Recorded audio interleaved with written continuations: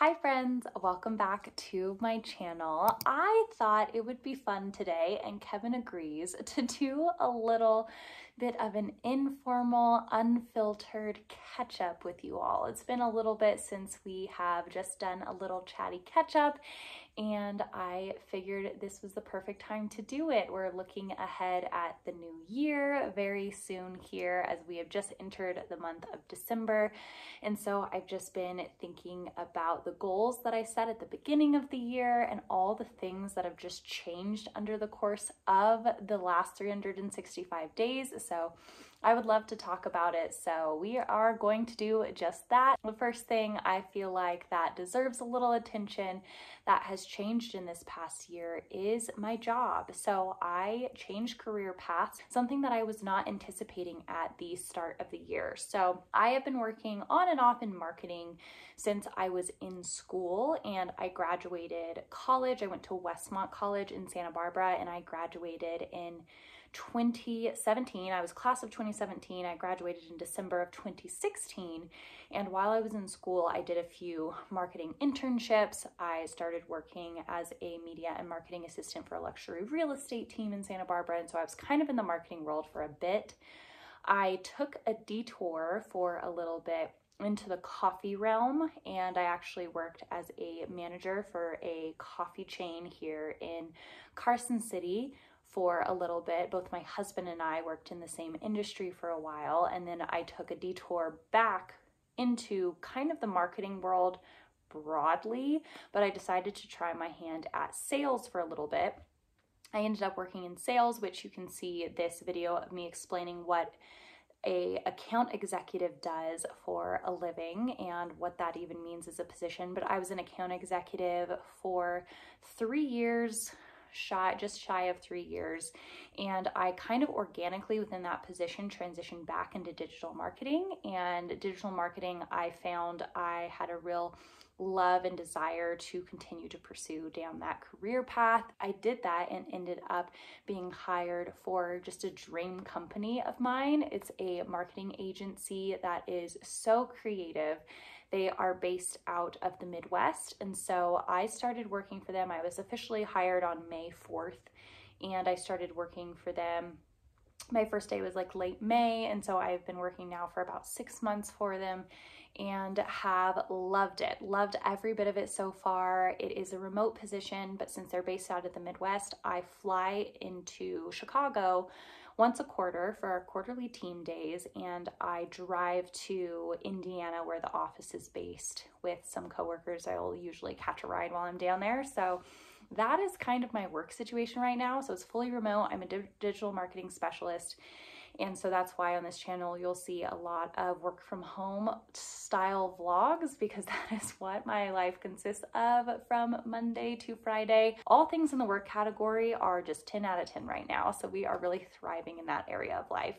The past year also brought a change in where we live. That was very unexpected. So we were living in a townhome, a kind of group of townhomes in downtown Carson City. We first moved in there when we first got married into a 2-bedroom, and then we upgraded next door into their 3-bedroom. So we kind of expanded, and we expected to be in that 3-bedroom for a little bit, but we started getting antsy after we had our first baby, and the space got a little bit cramped. So we were starting to get a little antsy, wondering about when it would be time to expand and to move. We started looking at the housing market. We had a real estate agent and everything looking into potentially buying for the first time. We decided instead to go the renting route, but to upgrade to a home instead of a townhome. So that led us in June to move into the home that we are living in right now, which coincidentally happens to be the same neighborhood that I grew up in. And so my house that I grew up in is actually like 4 houses down the street, which is just so strange, such a full circle moment. And so that is another unexpected twist that I did not expect for this year to bring. I thought that we would just be saving potentially this year for a down payment in the future, but very pleasantly surprised that that was in the cards, but definitely did not expect that over the past year. So we're still doing really good in this home.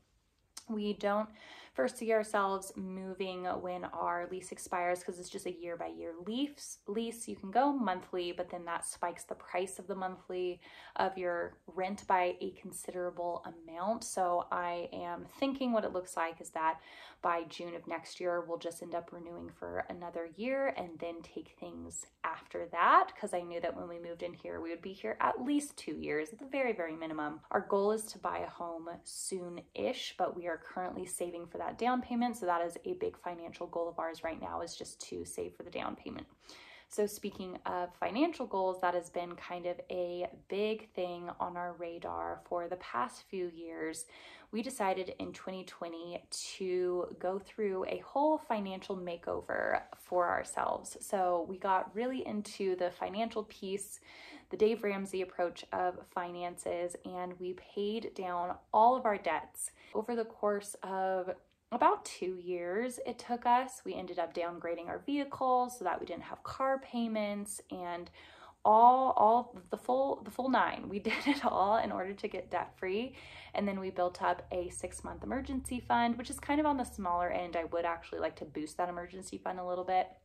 But in this past year, our goal has been to then save up for the home down payment, because purchasing our first home is top of the kind of bucket list of milestones / financial accomplishments that we are really hoping to achieve next.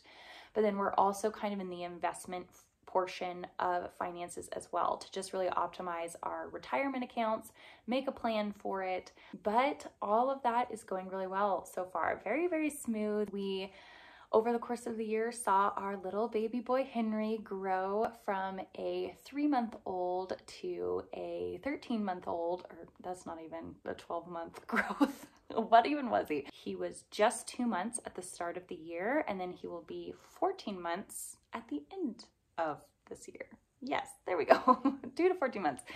And so that, as you can tell, carried with it a ton of milestones, and learning just how to be a parent for the first time, how to take care of a little baby, to, go from nursing to then introducing solids, to then breaking those first few teeth, to various stages of napping, 4 or 5 times a day or every 2 hours, that whole rotation, to then shifting to now we're at 1 nap a day.